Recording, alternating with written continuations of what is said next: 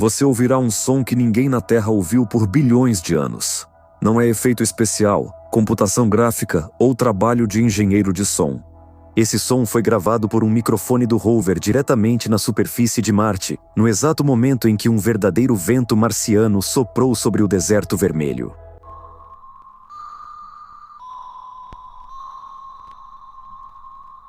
Imagine, entre você e esse som há quase 300 milhões de quilômetros de espaço. Mas como os cientistas conseguiram ouvir outro planeta? E que outros sons os mundos do Sistema Solar escondem? Lua. Tão misteriosa, atraente e enigmática. O único satélite da Terra, sua eterna companheira. Parece que ela já foi estudada de todos os ângulos. Pessoas e sondas já pousaram na Lua.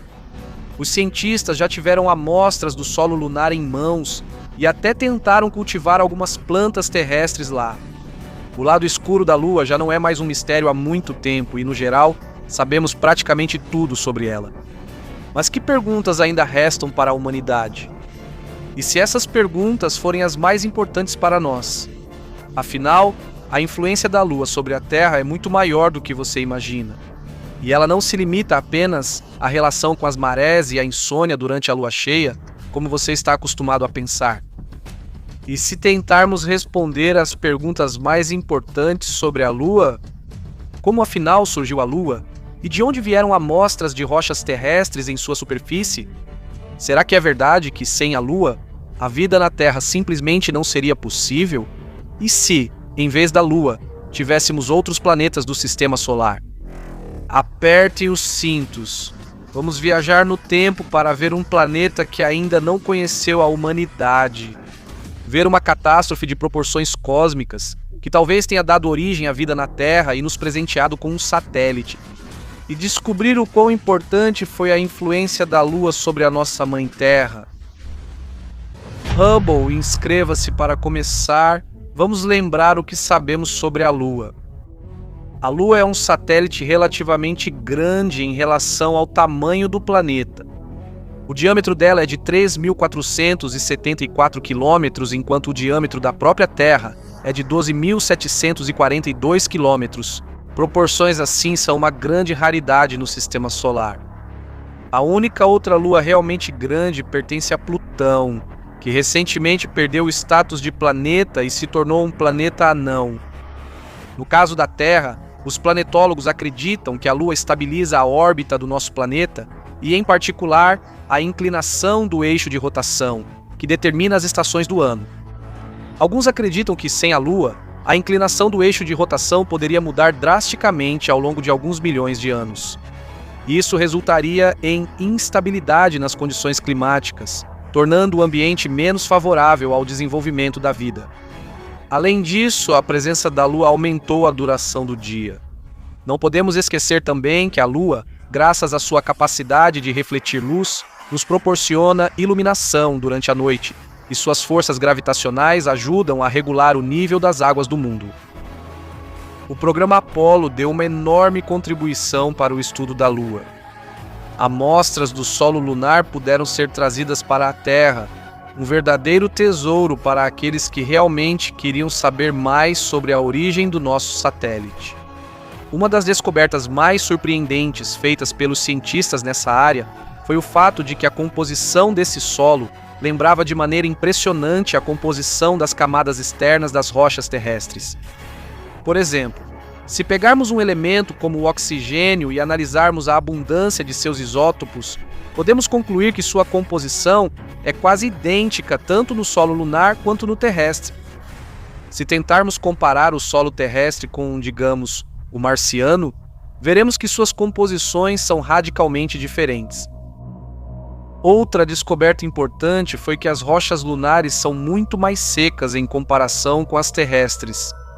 Dava a impressão de que as rochas lunares foram expostas a temperaturas extremamente altas e perderam elementos que se evaporam facilmente. O que isso pode indicar? Será que isso significa que a Lua já foi parte da Terra? Além disso, isso sugere que o processo de formação da Lua está relacionado a algum fenômeno extremamente destrutivo, ou seja, a colisão da nossa Terra com algum corpo celeste massivo.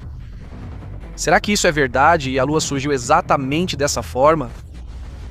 Sobre como a Terra ganhou seu fiel e pálido satélite, existem várias teorias, mas a mais provável delas recebeu o nome de modelo de formação da Lua por impacto. De acordo com essa hipótese, há vários bilhões de anos, um objeto comparável em tamanho a Marte colidiu com o nosso planeta. Como o impacto foi de raspão, caso contrário a Terra simplesmente teria explodido, esse objeto ou foi lançado de volta ao espaço após atingir a Terra, ou se fundiu completamente com ela, afundando em seu interior. Os pedaços de rocha e magma que a Terra lançou como resultado do impacto foram parar na órbita terrestre e lá, ao longo de milhões de anos, se juntaram em um único objeto, que graças à rotação adquiriu uma forma esférica. E se essa colisão não tivesse acontecido? E se naquele momento houvesse pessoas no planeta? Vamos voltar aproximadamente 4,6 bilhões de anos atrás, quando centenas de planetas ainda muito jovens começaram a se formar ao redor de uma nova estrela, o nosso Sol. Entre eles estavam Vênus e a Terra, ainda pequenas. Suas trajetórias eram bem diferentes das atuais, eram mais caóticas, por isso as colisões eram praticamente inevitáveis. Imagine uma corrida sem regras. Um monte de carros em velocidades diferentes andando em círculos, no nosso caso, ao redor do jovem Sol. Eles ultrapassam uns aos outros e colidem com muita frequência. A Terra e Vênus se destacaram nessa corrida, tornando-se verdadeiras devoradoras de planetas menores. Esses planetas eram parecidos no início de suas existências. Mas algo aconteceu que tornou as duas irmãs completamente diferentes. E esse algo foram as colisões com outros corpos celestes que Vênus e a Terra sofreram e que basicamente mudaram para sempre o destino desses dois mundos. Então, dois objetos colidem com a Terra e com Vênus, e ambos esses impactos têm enormes consequências para os dois planetas. O que acontece? O impacto que ocorreu com a Terra faz o planeta girar mais rápido, acelerando sua rotação. Graças a isso, um forte campo magnético se forma ao redor do planeta, o que dá à Terra proteção contra a maior parte da radiação solar, permitindo assim que a vida se desenvolvesse futuramente no planeta. Além disso, graças a esse impacto, a Terra adquiriu a inclinação de seu eixo, o que causou a mudança das estações do ano. Será que aconteceu o mesmo com Vênus e lá também poderia ter surgido vida? Infelizmente não. Quando um objeto semelhante, mas de tamanho maior, colidiu com Vênus, o impacto não só conseguiu parar a rotação de Vênus, como também fez o planeta girar no sentido contrário. Além disso, sua rotação é quase 243 vezes mais lenta do que a da Terra. Como essa catástrofe poderia ter influenciado o futuro de Vênus? O fato é que a velocidade de rotação do planeta se tornou insuficiente para que seu núcleo pudesse começar a gerar um campo magnético forte. Assim, a superfície de Vênus ficou desprotegida contra o fluxo mortal de partículas disparadas pelo Sol. O planeta hipotético que teria arrancado um pedaço da Terra, que depois se tornou a Lua, é chamado de Teia. Assim, a colisão entre a Terra e Teia foi a última grande catástrofe que o nosso planeta enfrentou. Você consegue imaginar o que aconteceria conosco se um planeta desse tamanho colidisse com a Terra hoje? Uma coisa é certa: a humanidade não teria nenhuma chance de sobreviver. Uma onda de fogo queimaria completamente a atmosfera. Os pedaços dos dois planetas mais tarde começarão a formar um novo mundo, no qual não haverá mais lugar para o ser humano e para todas as formas de vida que até então habitavam a Terra. Eu realmente não gostaria de passar por uma catástrofe dessas, mas na prática devemos ser gratos à Teia, porque sem a Lua, a vida em nosso planeta seria radicalmente diferente do que temos agora. Muitos especialistas até mesmo duvidam da possibilidade de desenvolvimento da vida na Terra sem que ela tenha um satélite natural com parâmetros semelhantes aos da nossa Lua. Isso faz parte da chamada hipótese da Terra única, que com certeza vamos analisar nos próximos episódios. Por enquanto, vamos tentar imaginar o que aconteceria se, no lugar da Lua, houvesse outros planetas do Sistema Solar. No caso de Vênus, devido ao seu grande tamanho e à sua incrível capacidade de refletir luz, teríamos noites comparáveis ao crepúsculo do começo da noite que temos hoje. Além disso, a irmã da Terra dificilmente conseguiria se tornar seu satélite, pois ela é grande demais. Se Vênus se mover ao redor da Terra na mesma velocidade que a Lua, mais cedo ou mais tarde suas trajetórias irão colidir e teremos uma nova catástrofe. Quase o mesmo vale para Marte. Se você não tivesse sorte de estar no planeta Terra no momento em que Vênus ou Marte se transformassem em um satélite natural do nosso planeta, deveria se preparar para algumas consequências catastróficas: tsunamis, aumento repentino do nível do mar, aumento catastrófico da luz solar refletida pelo satélite. Vamos não esquecer das mudanças nas trajetórias dos dois planetas. Embora, no caso de Marte, alguns especialistas considerem possível a transformação da Terra e de Marte em um tipo de mini-sistema planetário, mantendo um certo equilíbrio, sem colisões e sem grandes catástrofes cósmicas. E o que aconteceria se o tamanho do possível satélite fosse maior que o da Terra? Nosso planeta, estando a uma curta distância de seu Júpiter, se tornaria ele próprio um satélite do gigante gasoso. A força aterrorizante de atração do gigante destruiria nosso planeta, esmagando-o gradualmente e capturando-o pedaço por pedaço. Quase o mesmo destino nos aguardaria na proximidade imediata de Saturno. Por isso devemos nos alegrar que, ao nosso lado, esteja justamente a nossa pequena e aconchegante Lua. O que mais ela fez pela Terra, além do simples fato de ter surgido? É surpreendente, mas há quem diga que o satélite do nosso planeta teve uma contribuição decisiva para a nossa existência. E não estamos mais falando da catástrofe que fez a Terra girar mais rápido. De que maneira? Lembre-se de que a Lua é responsável pelas marés dos oceanos do mundo?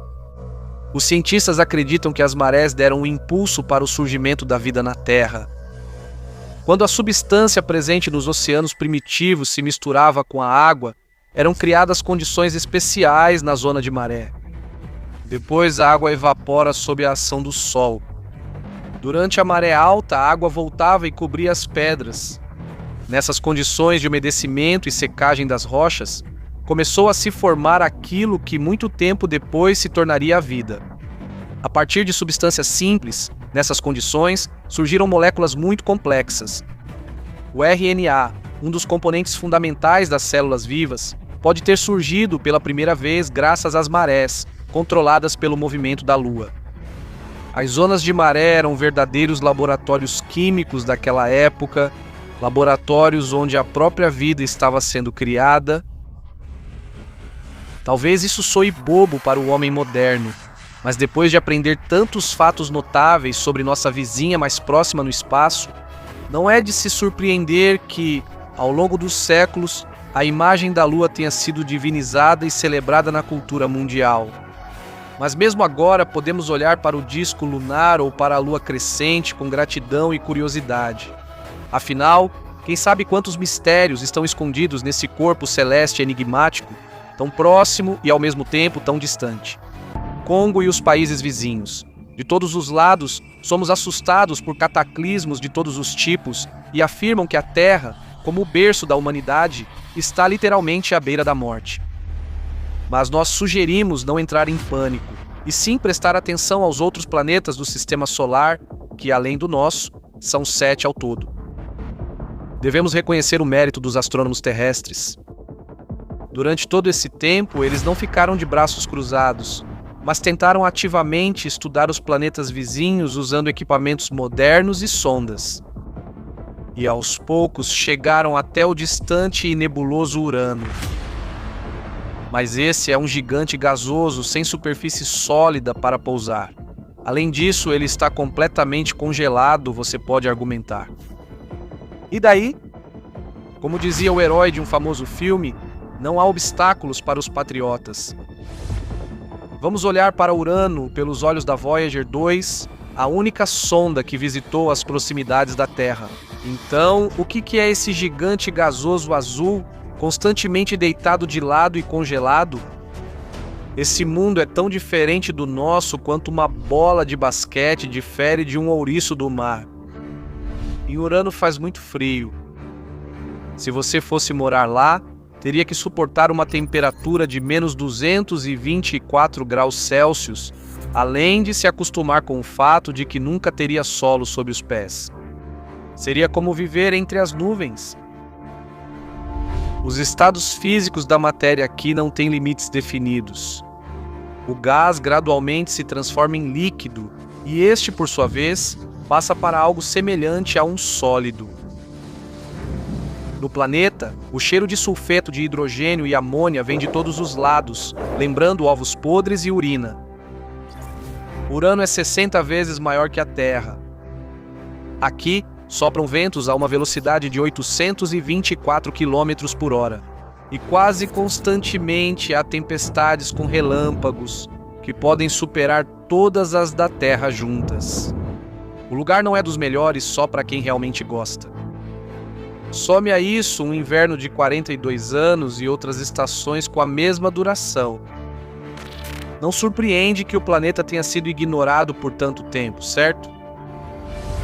Mas em 1986, uma sonda da NASA chamada Voyager 2 passou por Urano. E embora a visita tenha sido apenas de passagem e o encontro bem breve, a sonda conseguiu fotografar o sistema de Urano junto com seus anéis e satélites mais próximos. Cor falsa de Urano.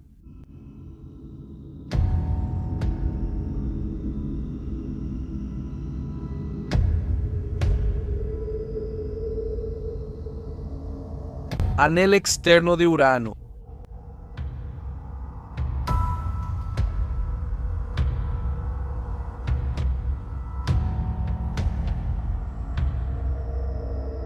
Mirándolo de Urano.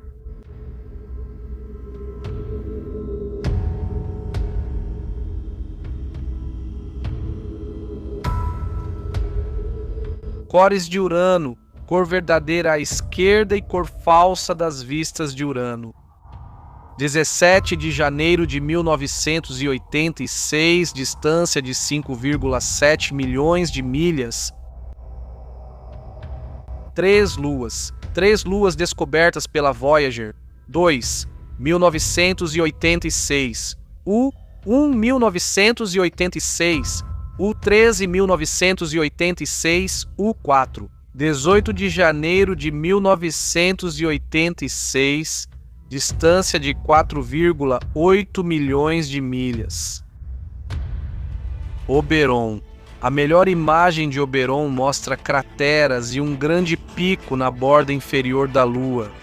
24 de janeiro de 1986, distância de 410 mil milhas. Sistema de anéis. A visão traseira mostra uma distribuição contínua de pequenas partículas por todo o sistema de anéis. 24 de janeiro de 1986, raio de ação de 147 mil milhas. Quando o chefe do projeto, Edward Stone, fez um balanço intermediário da missão, ele disse que nenhuma sonda jamais viu um sistema tão incomum. O que mais impressionou os cientistas foi o chamado rabo magnético, descoberto pela Voyager 2 no gigante gasoso, assim como as paisagens de Miranda, um dos satélites mais próximos do planeta. Nas fotos enviadas pela sonda, é claramente visível que, por razões desconhecidas, ocorreu uma incrível mistura de mundos diferentes na Lua uraniana.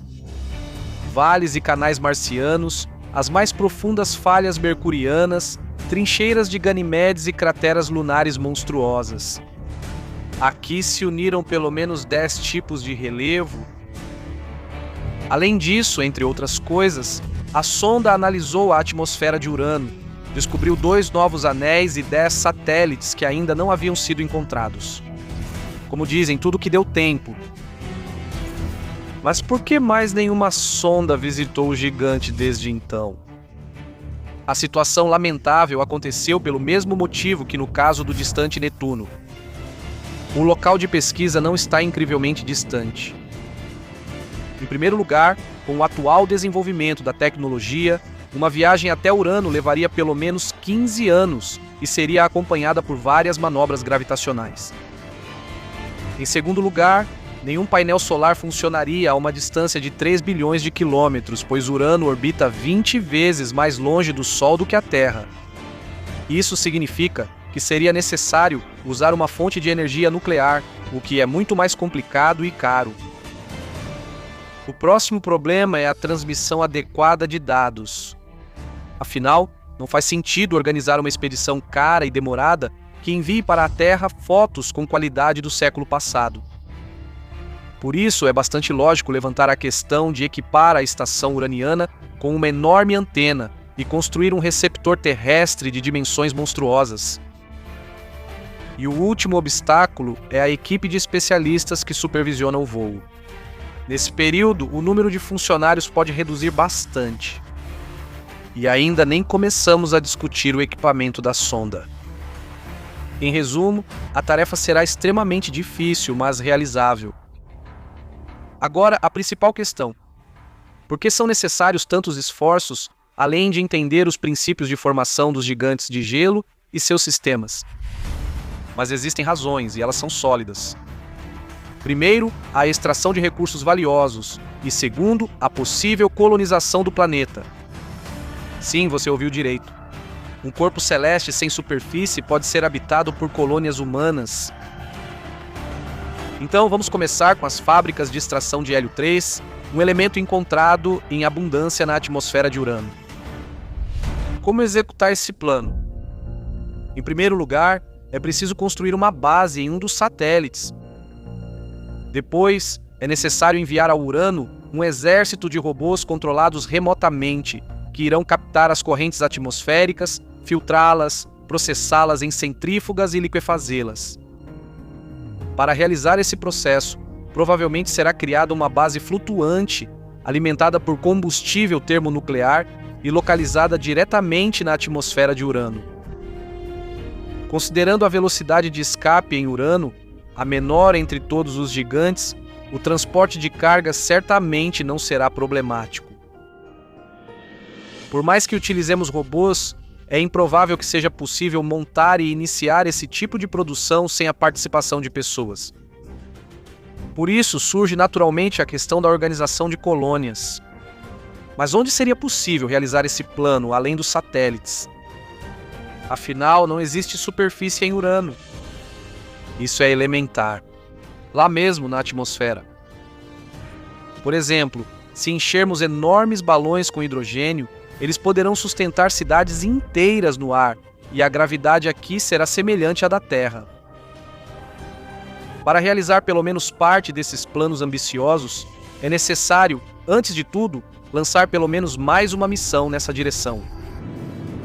A NASA já fala sobre esse tipo de projeto há muito tempo, mas devido ao seu alto custo e à falta de conclusão, o processo está sempre sendo adiado.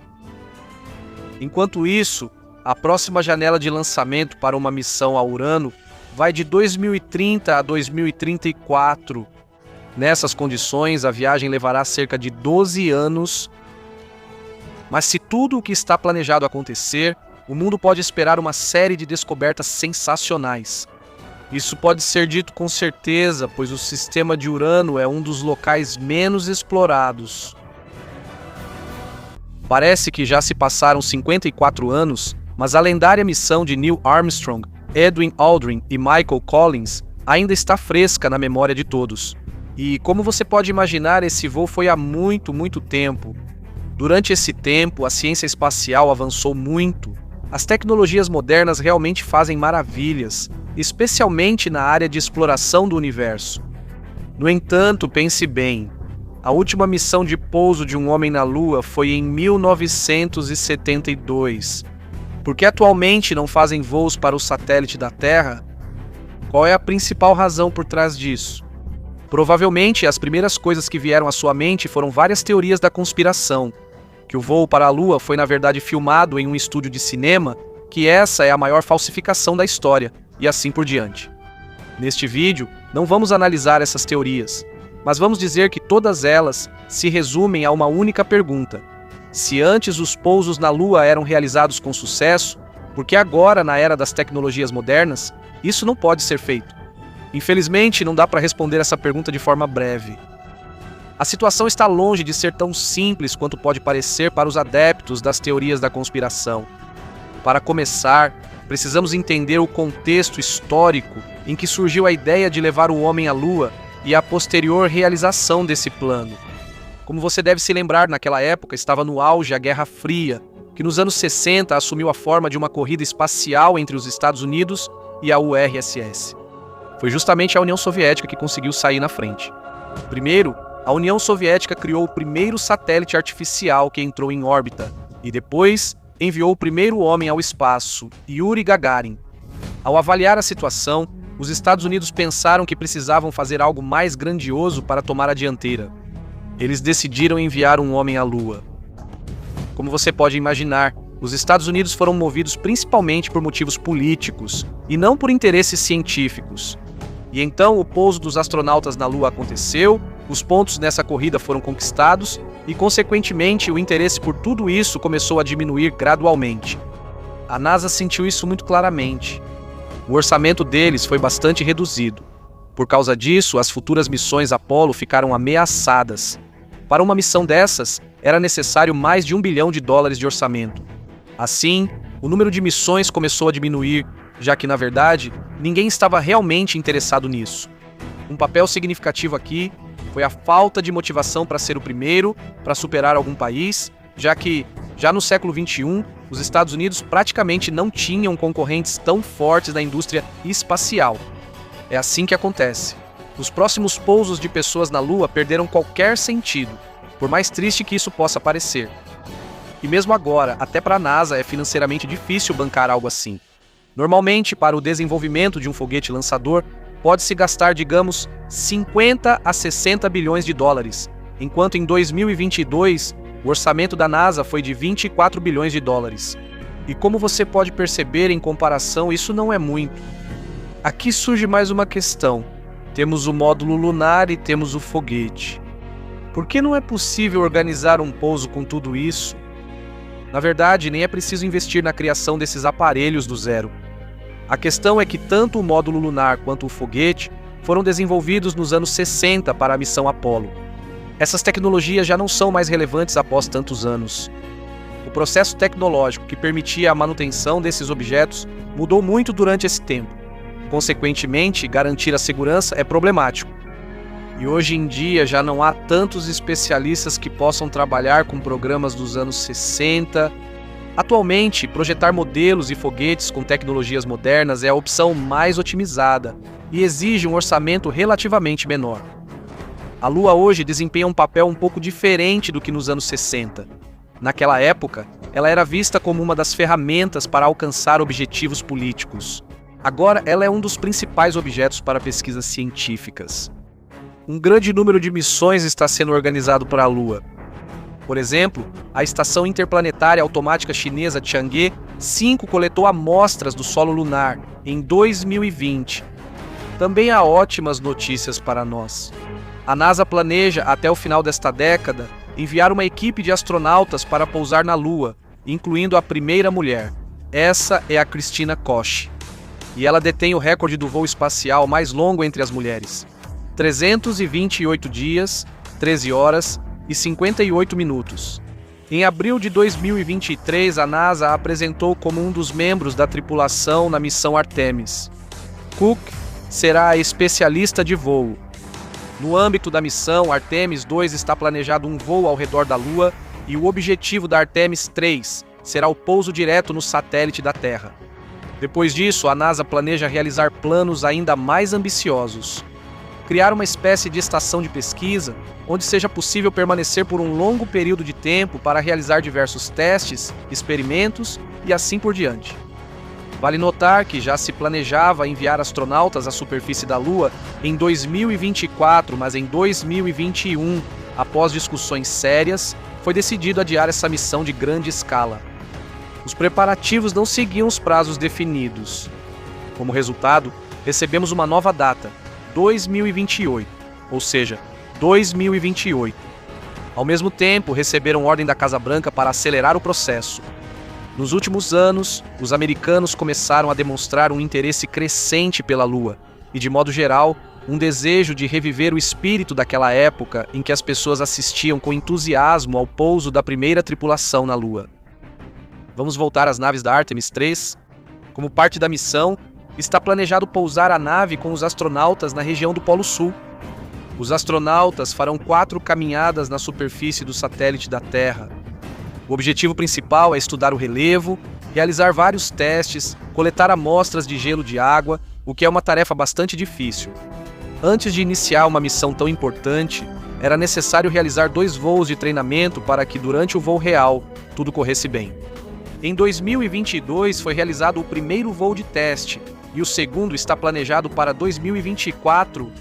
Se da primeira vez o voo foi realizado sem astronautas, no ano seguinte eles estarão a bordo. O andamento da preparação para a missão é positivo agora, porque a NASA está trabalhando em ritmo acelerado. O módulo de descida da missão Artemis precisa ser totalmente construído 2 anos mais rápido do que o tempo normalmente necessário para criar módulos semelhantes em outras missões. A construção de um objeto desse tipo é ainda mais complexa, pois ele precisa transportar com sucesso os astronautas para a Lua. Entre os obstáculos para Artemis estiveram o financiamento insuficiente e o coronavírus. A rapidez com que a preparação para a missão será concluída depende não apenas do trabalho direto nela, mas também do sucesso de outros projetos da NASA relacionados ao estudo da Lua, como as estações orbitais. Alguns projetos, como a criação do foguete lançador da nave espacial Orion, estão passando por atrasos. Esperamos que, em alguns anos, possamos acompanhar o andamento da missão com entusiasmo e uma agradável expectativa, assim como as pessoas vivenciaram nas décadas do século passado. E você, o que acha?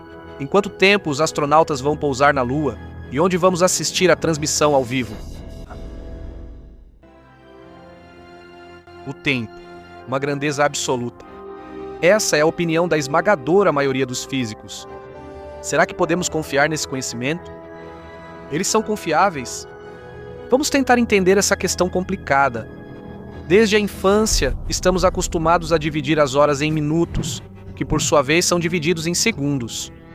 Os meses eram agrupados em anos e décadas. Parece para nós que ao redor de casa há árvores, carros, pessoas, o céu estrelado e nada mais de notável. Mas tudo isso flutua lenta e suavemente por um rio invisível e eterno do tempo. Mas será que é realmente eterna? Quando chegará o fim do tempo? E o que acontecerá depois desse evento inimaginável? Muitos escritores tentaram prever o que poderia acontecer se as leis do tempo fossem paradas, desaceleradas ou revertidas. A obra chamada O Relógio que Andava para Trás, de Edward Mitchell, inspirou um filme de Hollywood sobre o infeliz Benjamin Button, que nasceu velho e morreu como um bebê recém-nascido. Aborda a ideia do que aconteceria se as pessoas pudessem influenciar o tempo. O tema foi continuado por Herbert Wells em seu famoso romance A Máquina do Tempo e no conto O Novo Acelerador. É óbvio que nada de bom saiu disso, já que o conhecimento humano sobre o tempo é ridiculamente pequeno. Mas mesmo nos sonhos e fantasias mais ousados, os escritores não ousaram parar o próprio tempo, apenas criaram em sua imaginação máquinas que viajavam ao longo do contínuo espaço-tempo, ou poções incríveis que entorpecem a percepção do tempo e, na verdade, enganam o cérebro. De acordo com a física clássica, o tempo flui de forma uniforme e eterna. O que muda é só o movimento dos objetos, seja acelerando ou desacelerando. A escala de tempo é representada como um eixo de coordenadas com pontos que correspondem a momentos específicos. As pessoas, ao longo de suas vidas curtas, passam sucessivamente de um ponto a outro, e ninguém jamais conseguiu quebrar essa ordem estabelecida, exceto os escritores de ficção científica com imaginação desenfreada. No que diz respeito às leis da termodinâmica, elas defendem com muito rigor a direção e a ordem do tempo. Se exagerarmos essa questão, os cientistas imaginam o tempo como uma estante de livros que um dia pode desabar. No caso de seu conteúdo estar bagunçado, Restaurar a ordem não será difícil, basta colocar os livros de volta. Mas se os livros estavam organizados por cor, a tarefa fica mais difícil. Se a esse parâmetro acrescentarmos o tamanho, o ano de publicação, o sobrenome do autor e coisas do tipo, organizar os livros se tornará uma tarefa muito difícil. Ou seja, ao quebrar a ordem temporal, na opinião dos adeptos da termodinâmica, será extremamente difícil restaurá-la. Mas não é mais difícil que dar um like neste vídeo. O tempo fluía muito antes do nascimento da primeira estrela. Ele continuará fluindo suavemente mesmo após a morte da nossa galáxia. Mas o que acontecerá se ele parar? Isso é possível? Costumamos pensar que o universo e o tempo são infinitos. Ao dizer essa palavra, as pessoas não compreendem totalmente seu significado, pois em nosso mundo tudo tem início e fim, e o ser humano não tem com o que comparar esse conceito inimaginável. Embora uma coisa possa dar uma compreensão distante da infinidade finita. Difícil? Na verdade, o exemplo é extremamente simples. Isto é uma esfera. Se tentarmos procurar seus limites, isso não faz sentido desde o início. Nesse aspecto, ele é infinito. Mas ao mesmo tempo, sua área sempre terá um valor finito. Talvez o mesmo aconteça com o contínuo espaço-tempo. Existe uma hipótese sobre o tempo congelado, ilustrando os últimos dias do universo. Uma das teorias do Apocalipse sugere que, talvez, o tempo pare e uma sequência infinita de momentos se transforme em um único instante, congelado para sempre, como em uma foto antiga. Ele vai durar para sempre. Tudo o que deveria acontecer com você, certamente acontecerá muitas vezes. Não haverá velhice nem morte, apenas um momento infinito. Do ponto de vista humano, isso parecerá uma imortalidade contida em uma única gota de tempo, que é eterna. O paradoxo é que a pessoa nem vai perceber que o tempo parou. Por enquanto, podemos continuar medindo indefinidamente essa grandeza ainda não totalmente compreendida. Já que é tudo o que resta às pessoas, afinal, não dá para sentir o gosto do tempo decomposto em átomos ou estudado ao microscópio. Dividimos em fragmentos, chamamos de segundos e achamos que nada mais pode nos surpreender. Isso lembra a confiança de um aluno da primeira série que, ao ler a primeira sílaba, já acha que entendeu tudo. Vamos torcer para que a humanidade se torne cada vez mais erudita com o passar do tempo. Afinal, ainda há tanto de incompreensível e inimaginável para descobrirmos. Por isso, não deixe de nos apoiar se inscrevendo no canal e seguindo nossa página. Todos os links estão na tela e na descrição. O futuro do canal depende só de você. Inscreva-se, inscreva-se.